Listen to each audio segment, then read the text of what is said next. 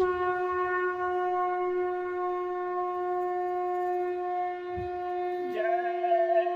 गुरुदेव। जय गुरुदेव।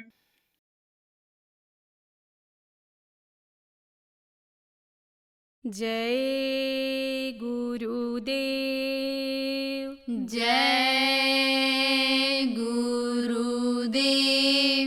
क्यों सोया चादर तान बंदे जाग जरा। क्यों सोया चादर तान बंदे जाग जरा। क्यों सोया चादर तान बंदे जाग जरा। क्यों सोया चादर तान बंदे जाग जरा। सोते सोते उमर गुजारी।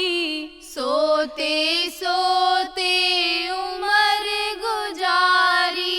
जाग के कर ले ध्यान बंदे जाग जरा। जाग के कर ले ध्यान बंदे जाग जरा।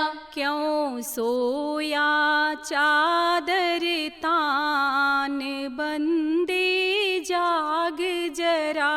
क्यों सोया चादर तान बंदे जाग जरा। 184 सोते गुजारी। 184 सोते गुजारी। अब तो जाग नादान बंदे जाग जरा।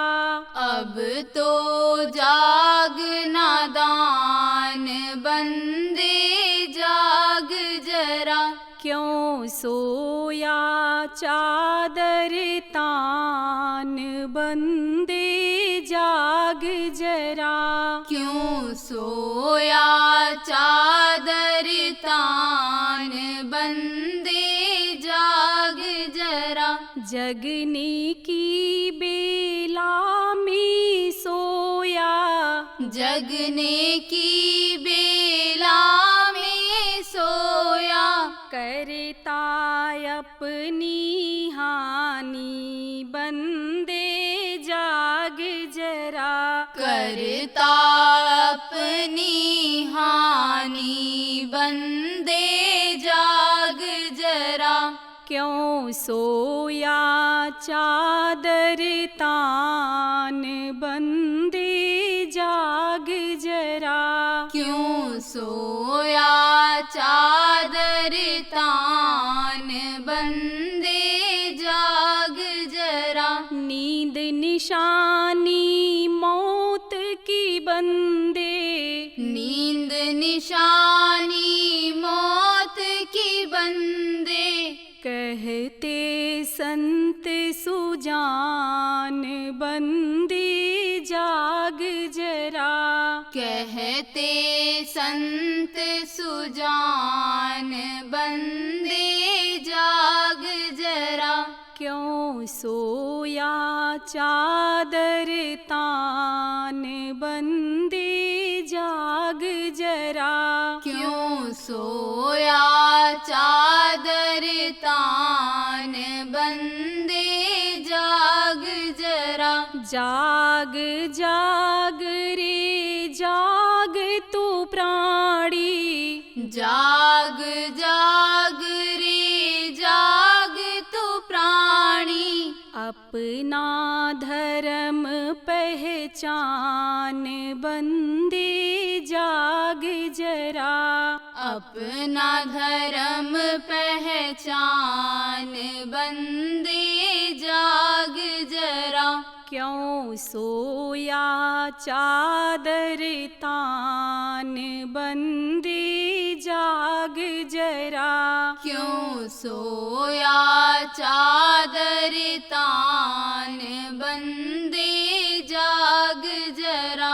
संतों की संगत में जाके, संतों की संगत में जाके, सच का पावे ज्ञान बंदे जाग जरा। सच का पावे ज्ञान बंदे जाग जरा। क्यों सोया चादर तान बंदे जाग जरा। क्यों सोया चादर तान बंदे जाग जरा। दास गुरु पूरे से मिलके, दास गुरु पूरे से मिलके, कर अपना कल्याण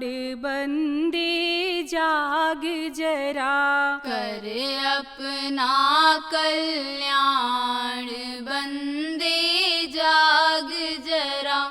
क्यों सोया चादर तान बंदे जाग जरा। क्यों सोया चादर तान बंदे जाग जरा। जय गुरुदेव। जय गुरुदेव।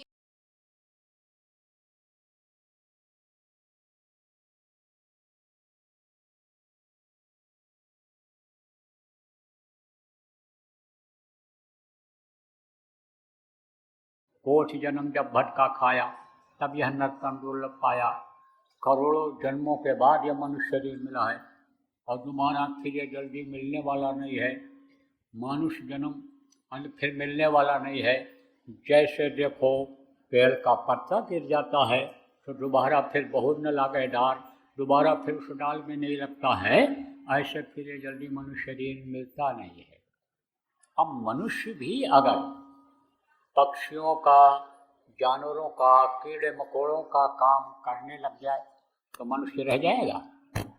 नहीं रह जाएगा। देखो प्रेम, पशु पक्षी क्या करते हैं, कीड़े मकोड़े क्या करते हैं, वो तो समझो आप कि खाते हैं, सोते हैं, बच्चा पैदा करते हैं और दुनिया संसार से चले जाते हैं। तो फिर वो मनुष्य शरीर जल्दी नहीं पाते हैं, फिर किसी दूसरे योनि में ही जाएंगे। केवल गाय और बैल की योनि के बाद मनुष्य शरीर मिलता है और 84 लाख योनियों में आखिरी योनि गाय और बैल की योनि मिलती है, उसके बाद यह मनुष्य शरीर मिलता है। तो बहुत समय लग जाएगा, पार हो पाना बड़ा मुश्किल होगा, बड़ी तकलीफ होगी। नरकों में कर्म के अनुसार चला जाना पड़ता है, वहाँ बड़ी मार पड़ती है, काटे जाते हैं, सड़ाए गलाए तपाए जाते हैं, बड़ी तकलीफ होती है। तो तकलीफ झेलनी पड़ेगी। इसलिए मनुष्य शरीर पाने का मतलब आप ये समझो, ये भगवान के प्राप्ति के लिए, देवी देवताओं के दर्शन के लिए ये हमको आपको मिला है। लेकिन उसका कोई उपाय आपने किया? उपाय नहीं किया, सबने नहीं किया। कुछ लोगों ने किया, कुछ लोग आपस में बैठे हो, आपको जब ज्ञान हुआ, भान हुआ, लोगों ने बताया, तब तो आपने उपाय जान लिया, नाम को आपने गुरु महाराज जैसे गुरु से ले लिया। लेकिन गुरु की बातों को आप ये समझो कि कम लोग पालन कर किए। तुम्हें गो की आँखों से सब देखते हैं पर पहचानते हैं कहीं थोड़े थोड़े। थोड़े लोगों ने गुरु को पहचाना, थोड़े लोगों ने पहचाना और गुरु की बातों पर विश्वास किया और गुरु से प्रेम किया। सबसे पहले तो विश्वास करना पड़ता है। देखो बच्चा होता है तो बच्चा अपने पिता को जानता है कि हमारे पिता हैं? नहीं जानता है। लेकिन माँ जब बता देती है कि ये तुम्हारे पिता हैं, तब पिता से प्रेम करने लग जाता है। पिताजी पिताजी पिताजी। अब पिता अगर नहीं भी बच्चे को उठाता है और पिताजी पिताजी पापा जी अगर चिल्लाता रहेगा तो बाप देखेगा तो फौरन उठाएगा, प्यार करेगा। बच्चा अगर ज़्यादा प्रेम करता है पिता से, पिता नाराज भी हो तो वो प्रेम करने लग जाता है, क्योंकि औलाद उसी का है। इसी तरह से जितने भी जीव हैं औलाद सब उस प्रभु के हैं। उसको अगर हम याद करने लग जाएं, प्रभु से प्रेम हो जाए, तो आप समझो वो भी काम बन जाए। लेकिन आप कहोगे तो प्रभु को हम देखे नहीं, भगवान को तो हम देखे नहीं, तो हम कहाँ से प्रेम करेंगे? तो भगवान को देखने के लिए, भगवान की बातों को सुनने के लिए ही तो गुरु महाराज ने आपको नाम दिया। नाम बताए, किस नाम से तुम उसको पुकारोगे? जिस नाम के लिए गोस्वामी जी ने कहा, कलयुग केवल नाम आधारा, सुमेर सुमेर नर उतर पारा। इस नाम को याद करने से ये जो दुनिया संसार रूपी भवसागर है, इससे जीव पार हो जाएगा। नाम लिया तो बहुत संत सुखाई। नाम जपने से, नाम याद करने से ये भवसागर के जितने भी कष्ट हैं ये सब दूर हो जाएंगे। तो वो नाम आपको मिल गया। लेकिन नाम देने वाले को ही आप भूल गए, नाम देने वाले की ही बातों को आप नहीं मान रहे हो, गुरु से प्रेम नहीं कर रहे हो। अगर उनसे आप थोड़ा भी, गुरु से ही अगर आप प्रेम कर लो तो गुरु ही प्रभु से मिलाते हैं। बगैर गुरु के एक कदम आगे कोई जा नहीं सकता है। लेकिन हड्डी मांस के शरीर वाले गुरु अंदर में जीव को पार नहीं करते हैं। वो जो उनकी पहुंच वाले होते हैं, उनके जानकार प्रभु के होते हैं, वो गुरु जब मिलते हैं तब वो अंदर में भी मदद करते हैं, बाहर भी मदद करते हैं। इसीलिए कहा गया, पानी पिए छान कर, गुरु करे जानकार। सोच समझ करके गुरु करना चाहिए, गुरु करना चाहिए। गुरु वही जो शब्द स्नेही, जो शब्द से जुड़ा हुआ हो, शब्द से प्रेम करता हो, ऐसा गुरु बनाना चाहिए। तो प्रेम मिले तो आपको शब्द स्नेही ही गुरु महाराज शब्द स्नेही ही गुरु थे, पूरे गुरु थे, समर्थ गुरु थे। लेकिन उनसे प्रेम करने की जगह 24 घंटा पुत्र से, परिवार से, पत्नी से, पति से, धन से, दौलत से, ईंट पत्थर के मकान से, इनसे प्रेम करने लग गए। अरे भाई, जैसी प्रेत कुटुंब थे वैसे गुरु से होए। अब कह कबीर अनिता भगत का पला न पकड़े कोई, उसका कोई पला नहीं पकड़ सकता है, रोक नहीं सकता है। उतना ही प्रेम कर लो जितना परिवार से करते हो। लेकिन वो भी नहीं हो पा रहा है। कम से कम जिनको नामदान मिल गया, आप लोग गुरु से ही प्रेम कर लो। 24 घंटे में गुरु को ही याद कर लो। कितनी देर? अरे कहा गया भजन करो 8 याम, कहा गया 8 याम भजन करो, 8 याम उसको याद करो। अब कहोगे 8 याम क्या होता है? 8 याम क्या होता है? देखो 24 घंटा होता है तो 4 पहर होता है दिन और 4 पहर होता है रात में, सुबह, अपराह्न, फिर मध्याह्न और फिर उसके बाद फिर सायंकाल का समय होता है, अपराह्न होता है।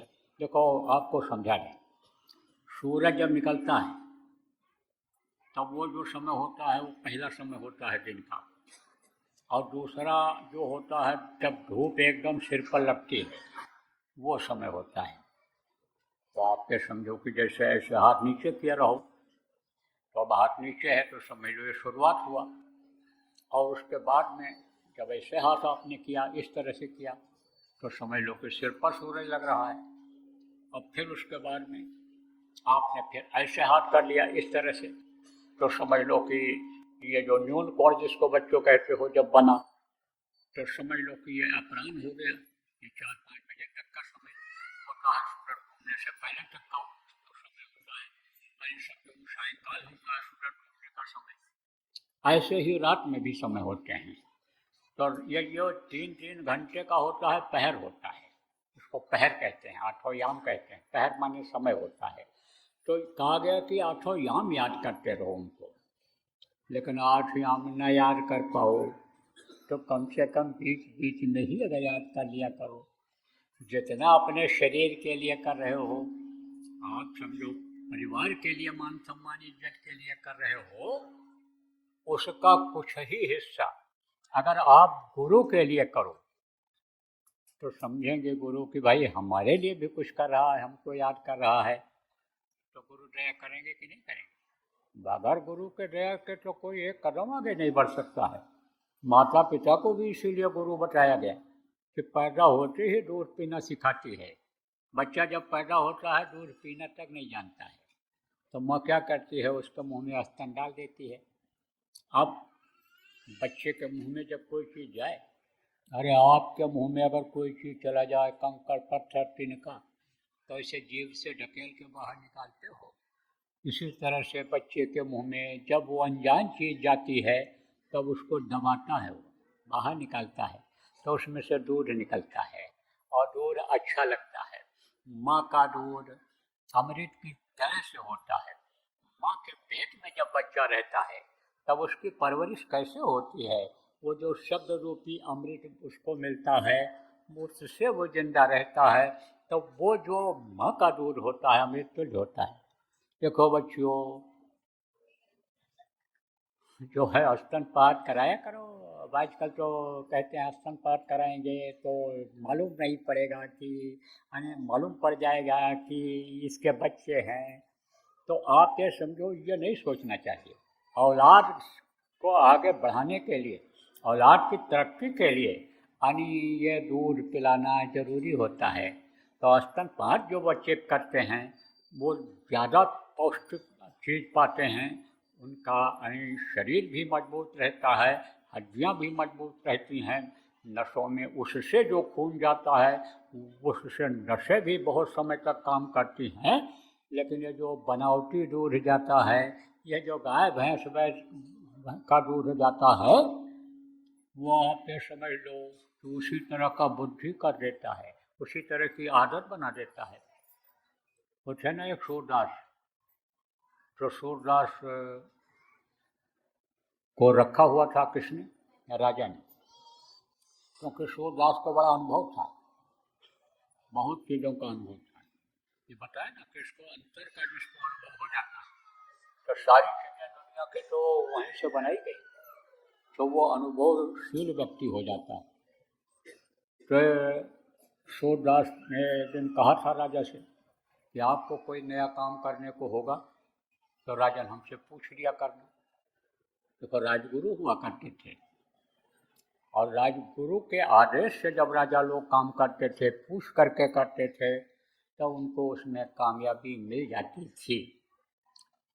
तो घोड़ा घोड़ी बेचने के लिए सौदागर आए, राजा के बगीचे में ठहर गए।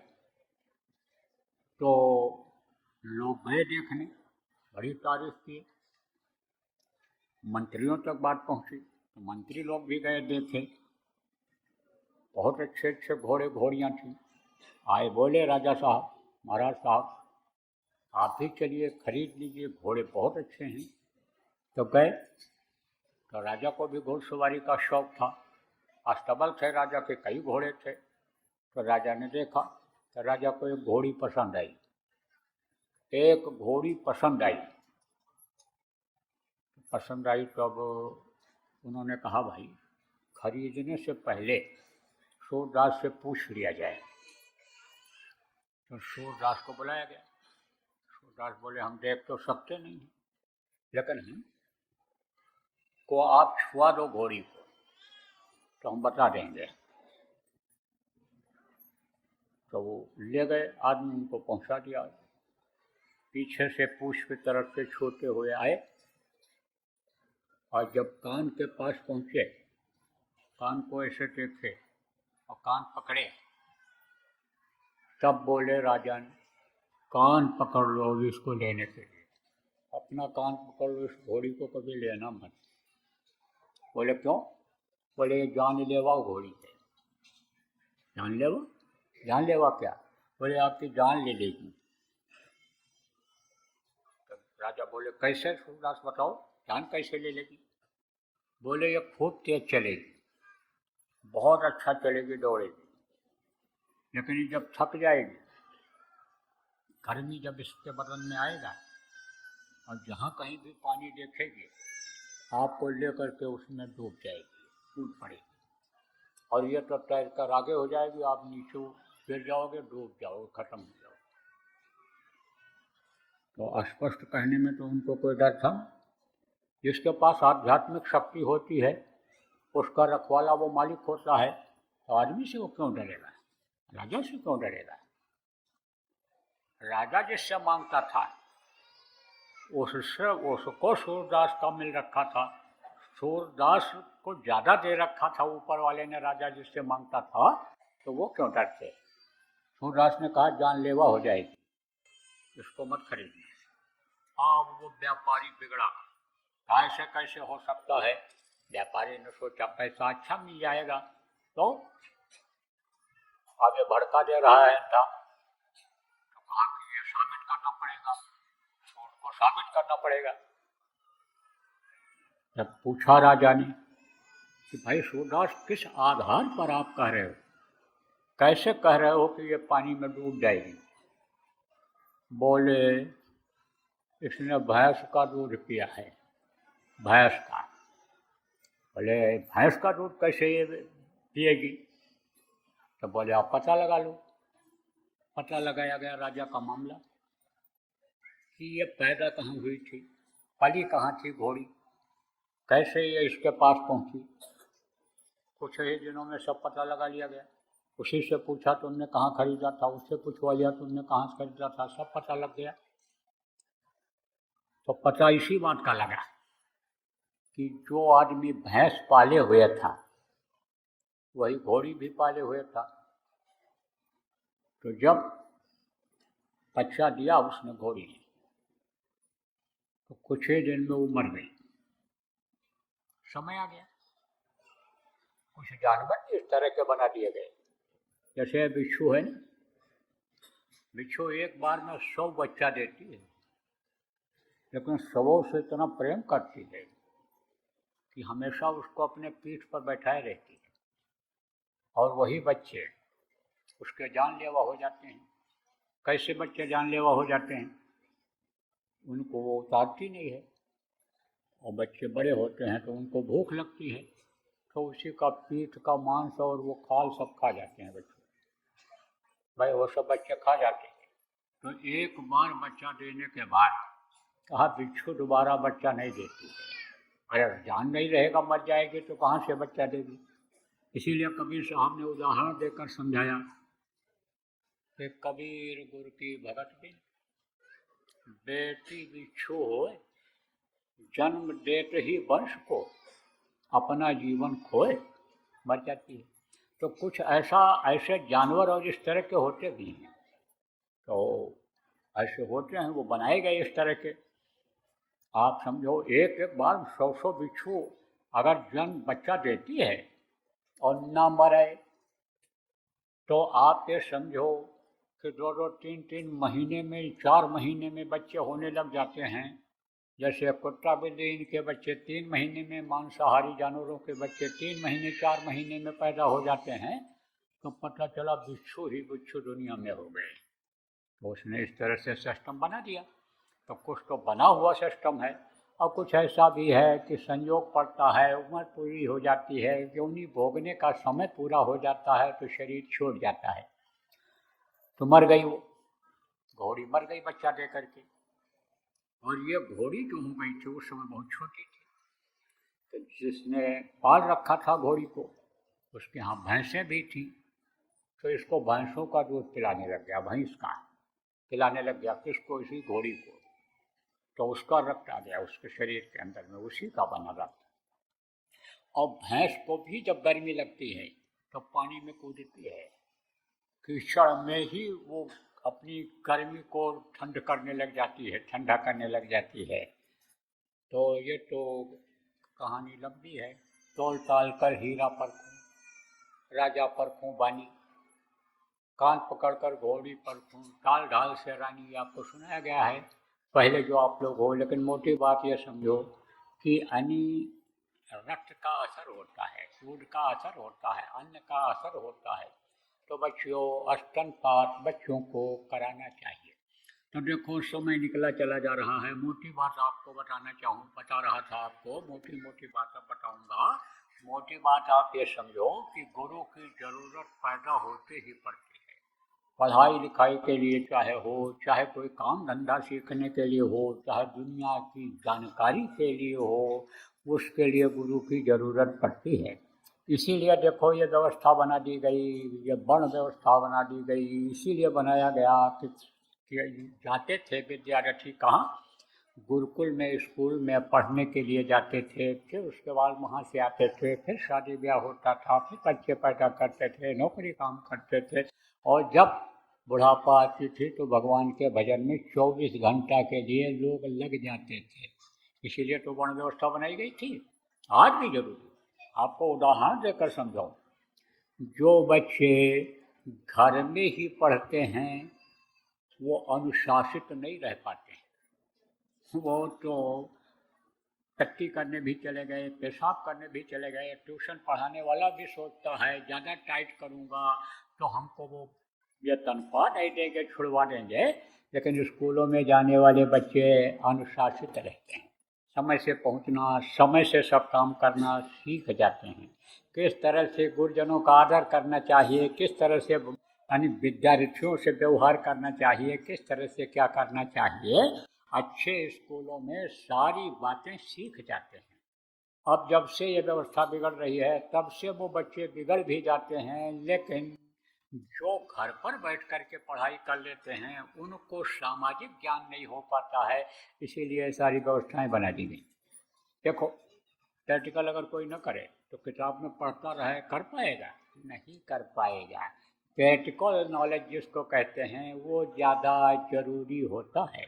आप देखो अगर लाइब्रेरियाँ ही खोल दी जाएँ, हम तो स्कूल खोलने की फिर क्यों ज़रूरत रहेगी? उसी में पढ़ कर के डिग्री लोग ले कर के सब काम कर लें, नहीं कर सकते हैं। इसलिए जो भी काम सिखाता है, सीखने जाना रहता है, सिखाता है, जिसको सिखाता है वो तो उसका शिष्य होता है, फॉलोअर होता है, आदेश का पालन करता है उनके, और वो गुरु कहलाते हैं। चाहे भौतिक गुरु हो चाहे आध्यात्मिक गुरु हो, गुरु की ज़रूरत तो पड़ती है।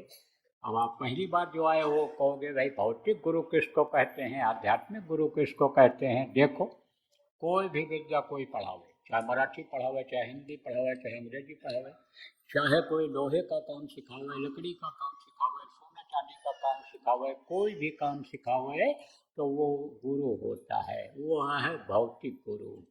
और आध्यात्मिक गुरु किसको कहते हैं? जहाँ का जीव तहाँ पहुँचा हुआ। ये जो जीवात्मा शरीर को चलाती है, जहाँ की है प्रभु की अंश है, इसको वहाँ पहुँचाते हैं, वो होते हैं आध्यात्मिक गुरु। जैसे ये हमारे गुरु महाराज जिनकी तस्वीर लगी हुई है, ये थे, हमेशा इस धरती पर रहते हैं, मनुष्य शरीर में ही रहते हैं, लेकिन बाहर से उनकी पहचान नहीं होती है। समर्थ गुरु की पहचान अंतर से होती है।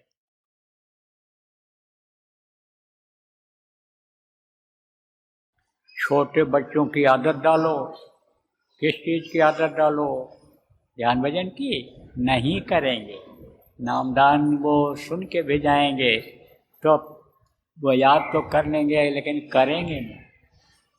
क्या करेंगे? वो नाम धुनी करेंगे। तो जय गुरुदेव नाम जब रट जाएगा तो कहीं मुसीबत में भी अगर जय गुरुदेव नाम मुँह से निकल गया तो आपकी जो ये चिंता बनी रहती है कि पढ़ने के लिए बच्चा जा रहा है, ठीक ठाक वापस आएगा नहीं आएगा, जो फिक्र बनी रहती है कि आज के युग में पता नहीं कौन शराब पी करके बाइक चला दे, चढ़ा दे, गाड़ी चढ़ा दे, क्या कर दे, उस समय भी बचत गुरु महाराज की दया से प्रेमियों, बच्चों और बच्चियों, उन बच्चों का अगर मुँह से जय गुरुदेव नाम निकल गया तो बचत हो जाएगी। इसलिए आदत डालो। जय गुरुदेव। सरकारी व गैर सरकारी अनुदान के लिए बिना सत्संगियों के सहयोग द्वारा जनहित के कार्यों में लगी हुई बाबा जय गुरुदेव धर्म विकास संस्था का मुख्यालय पिंगलेश्वर रेलवे स्टेशन के सामने मक्सी रोड, उज्जैन, मध्य प्रदेश में है। यहाँ पर सत्संग व नामदान का कार्यक्रम होता रहता है। अतः आप श्रोताओं से अनुरोध है कि बाबा उमाकांत जी महाराज के आश्रम उज्जैन एक बार परिवार सहित जरूर पधारिएगा। आपके सुझाव के लिए व्हाट्सएप नंबर 9575600700। जय गुरुदेव।